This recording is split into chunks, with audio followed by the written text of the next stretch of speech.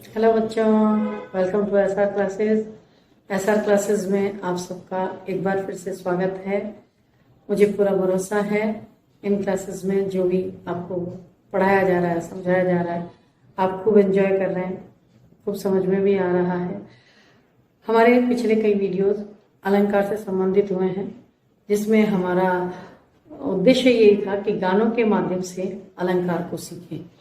तो मुझे पूरा विश्वास है कि वो जो अलंकारों के लिए जो ट्रिक्स दी गई है गानों की, वो उन गानों को याद करके या उन गानों के आधार पर हमें अलंकार बहुत अच्छे से समझ में आ गए होंगे। हमारे शब्दालंकार पूर्ण हो चुके थे। अर्थालंकार में हमने उपमा अलंकार कर लिया था, रूपक अलंकार और प्रेक्ष अलंकार कर लिए थे। कुछ अलंकार अभी और बाकी रह जाते हैं, जिसमें आज हम करेंगे विरोधाभास अलंकार। थोड़ा सा हम पीछे का रिवाइज कर लें। अलंकार किसको कहते हैं? जो भी काव्य की शोभा को बढ़ाने वाले धर्मीय तत्व होते हैं वो अलंकार कहलाते हैं। अलंकार दो प्रकार के होते हैं, एक शब्दालंकार और दूसरे अर्थालंकार। शब्दालंकार वहां होता है जहां पर कि शब्द में चमत्कार छुपा हुआ होता है, शब्द के माध्यम से जहां पर काव्य में चमत्कार उत्पन्न किया जाता है उन्हें कहते हैं शब्दालंकार। जैसे हमने याद किया था चंदू के चाचा ने चंदू के चाचा, गानों के माध्यम से, या एक उदाहरण के रूप में हमने किया था यमक अलंकार के लिए किया था, भगवान ने भेजा तो भेजा पर भेजे में भेजा नहीं भेजा। मतलब जो भी आपको उपमा अलंकार के लिए बताया था कि फूलों सा चेहरा तेरा, कलियों सी मुस्कान, सासी समसप्तश, तो बहुत अच्छे से आप लोगों को सभी अलंकार समझ में आ गए होंगे। और यदि नहीं देखे हों तो डिस्क्रिप्शन बॉक्स में जाइएगा, वहां पर आपको लिंक जरूर मिल जाएगा। वो सभी अलंकारों को देखें, समझें, और मेरा वादा है आपसे, दावा है आपसे, आप बिल्कुल चुटकियों में वो अलंकार समझ में आ जाने वाले हैं। आज हम एक नया अलंकार करने वाले हैं। अलंकार का नाम है विरोधाभास अलंकार। उपमा अलंकार जब हमने पढ़ा था बच्चों, तो हमने पढ़ा था उपमेय, उपमान, साधारण धर्म और वाचक शब्द। वह उपमेय होता है जिसके विषय में काव्य में कोई बात कही जा रही है, उसको उपमेय कहा जाता है। यहाँ पर हमारे पास विरोधाभास अलंकार में परिभाषा हम लिखेंगे बच्चों कि जहां उपमेय और उपमा, उपमेय हम सभी जानते हैं, इसकी परिभाषा हम लिख लें पहले। परिभाषा कहती है जहां उपमेय व उपमान में विरोध न होते हुए, विरोध न होते हुए भी विरोध दिखाया जाता है, विरोध या विरोधाभास दिखाया जाता है। तो विरोधाभास हम इसको कह सकते हैं, और हम चाहें तो इसको ब्रैकेट में यहां पर हम लिख सकते हैं विरोध दिखाया जाता है, विरोध दिखाया जाता है। तो वहां विरोधाभास, तो वहां विरोधाभास अलंकार होता है, विरोधाभास अलंकार होता है। हमें परिभाषा आधी अधूरी थोड़ा बहुत तो समझ में आ ही रही होगी क्या कह रही है परिभाषा। उपमेय, उपमेय मतलब काव्य में जिसका वर्णन किया जा रहा है। उपमेय और उपमान यानी जो दूसरा जिसके माध्यम से या जिसके द्वारा, जिसके साथ विरोधाभास दिखाया जा रहा है, वह हो जाएगा यहाँ पर उपमान। उपमेय और उपमान में विरोध न होते हुए भी, मतलब उपमेय में और उपमान में कोई प्राकृतिक विरोध नहीं है, लेकिन उसके बावजूद भी वहां पर किसी न किसी प्रकार का विरोध दिखाया जाता है, तो वहां पर विरोधाभास अलंकार होता है। जैसे कैसे हो सकता है, जैसे एग्जाम्पल में लिखें या अनु, जैसे या अनुरागी चित्त की, या अनुरागी चित्त की गति जाने न कोई, गति जाने न कोई, ज्यों ज्यों बूढ़े, ज्यों ज्यों बूढ़े श्याम रंग त्यों त्यों उज्ज्वल हो, त्यों त्यों उज्ज्वल हो। अब देखो यहां पर क्या कह रहा है कि या अनुरागी चित्त की, हमारे इस अनुरागी भगवान के भक्ति में अनुरक्त हुए हमारा जो मन है, चित्त की गति जाने ना कोई भी उसकी गति को पहचान नहीं सकता है।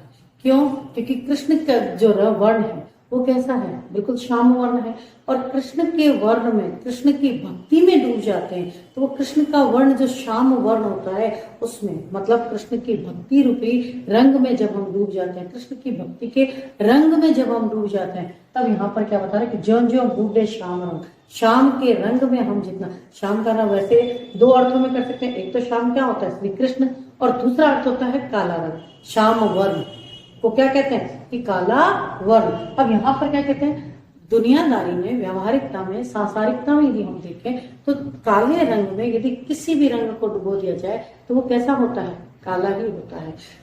काले रंग पर किसी भी और रंग का कोई प्रभाव नहीं होता है, लेकिन किसी भी रंग पर यदि काला रंग चढ़ा दिया जाए तो क्या होता है, वह काला ही रंग हो जाता है। लेकिन यहाँ पर कवि इसी बात का विरोधाभास प्रकट कर रहा है, हमारे अनुरागी चित्त की, हमारे जो कृष्ण की भक्ति में डूबे हुए मन की है उसका विरोधाभास कर रहा है कि कृष्ण का रंग कैसा है, काला रंग। तो कृष्ण की भक्ति में जितना अधिक डूबता चला जाता है, कृष्ण यानी काले, श्याम यानी काले वर्ण में, यहाँ पर दुनिया में तो देखोगे तो काले रंग के अंदर यदि किसी भी चीज को डुबोएंगे तो उसका रंग कैसा होता है, काला होता है। लेकिन कृष्ण की भक्ति में, श्याम की भक्ति में यदि डूब जाते हैं तो उस श्याम वर्ण में, उस श्याम कृष्ण के रंग में डूब जाने पर तब क्या होता है, मन और भी ज्यादा उज्जवल होता चला जाता है, और भी ज्यादा श्वेत होता चला जाता है। तो कवि क्या कह रहा है कि या अनुरागी चित्त की, कृष्ण की भक्ति में अनुरक्त हुए इस चित्त की, इस मन की गति को कोई भी नहीं जानता है। क्यों? क्योंकि ज्यों ज्यों बूढ़े श्याम रंग, जैसे जैसे शाम के रंग में डूबता जाएगा, जैसे जैसे कृष्ण की भक्ति में हमारा मन डूबता जाएगा, तो वो कृष्ण वर्ण में भी, कृष्ण रंग में भी डूबने पर, श्याम वर्ण, श्याम रंग, काले रंग में डूबने पर भी क्या होगा, त्यों त्यों उज्जवल हो, वो और भी ज्यादा उज्जवल होता चला जाएगा। तो यहाँ पर क्या कर रहा है, विरोधाभास की, काले रंग में डूबने पर कभी भी काला रंग ही होता है, कभी श्वेत नहीं होता। लेकिन कृष्ण की भक्ति के रंग का ये प्रभाव दिखाया गया है कि जो जो हम शाम के रंग में डूबेंगे, शाम के रंग में रंग जाएंगे, उतना ही ज्यादा हमारा जो ये मन है, हमारा जो ये चित्त है, वो क्या होगा, और भी ज्यादा उज्जवल होता चला जाएगा। इसीलिए यहाँ पर क्या है, विरोधाभास दिखाया गया। तो वो देखिए परिभाषा एक बार फिर से देखें, उपमेय व उपमान में विरोध न होते हुए भी, कि काले रंग में डूबने पर क्या होता है, रंग तो काला ही होता है, लेकिन उसके बावजूद भी उसमें विरोधाभास दिखाया जा रहा है।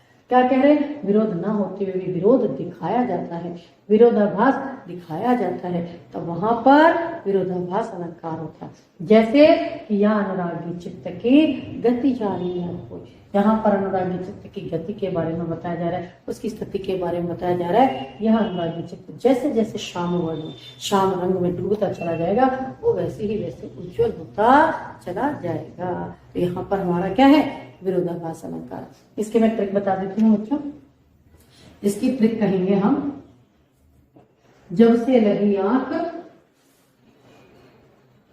जब से है आंख लगी, जब से है आंख लगी, तब से न, तब से न आंख लगी। अब देखिए यहां पर क्या विरोध बता रहा है कि जब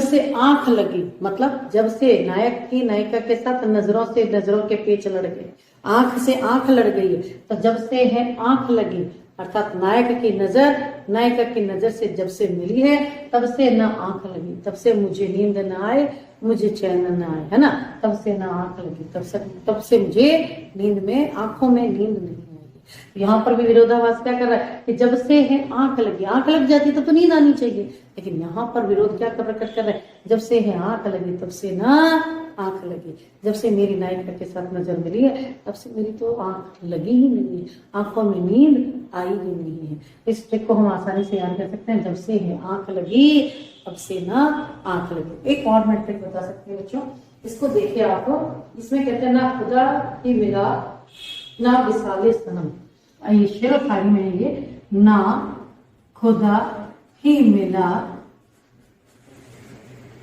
ना विसाले सनम। और क्या कह रहा है, कभी कह रहा है कि ना इधर के रहे ना उधर के रहे हम, ना इधर के रहे ना उधर के रहे हम। अब देखो यहाँ पर भी क्या कह रहे हैं कि ना खुदा ही मिला ना विसाले सनम, हमें जो प्रेम किया है तो हम ना तो खुदा के रह पाए और ना ही सनम, ना ही मुझे मेरा प्रेमी मिला, और ना हम इधर के रहे और ना ही हम उधर के रहे। तो यहाँ पर भी क्या कह रहे हैं कि हम जब से प्रेम करने लगे हैं, प्रेम करने पर तो क्या होता है, हमें सनम की प्राप्ति होती है, या फिर हम भगवान की भक्ति करते हैं तो हमें भगवान की भक्ति मिलती है। लेकिन यहाँ पर स्थिति क्या हो रही है कि ना खुदा मिला ना विसाले सनम, ना इधर के रहे ना उधर के रहे हम। यहाँ पर यही बात है, विरोधाभास अलंकार यहाँ बताया गया है। आपको समझ में आ गया होगा बच्चों। आपसे भी पसंद आया हो तो लाइक कीजिएगा, कमेंट कीजिएगा, शेयर कीजिएगा, और नो डाउट सब्सक्राइब करना मत भूलिएगा, और बेल आइकन को जरूर दबाइएगा, ताकि अगली बार जैसे ही कोई नया वीडियो डाला जाए तुरंत सबसे पहले आपको उसका नोटिफिकेशन मिल जाए। अगले वीडियो में अगले अलंकार के साथ हम फिर मिलेंगे, तब तक बाय बाय।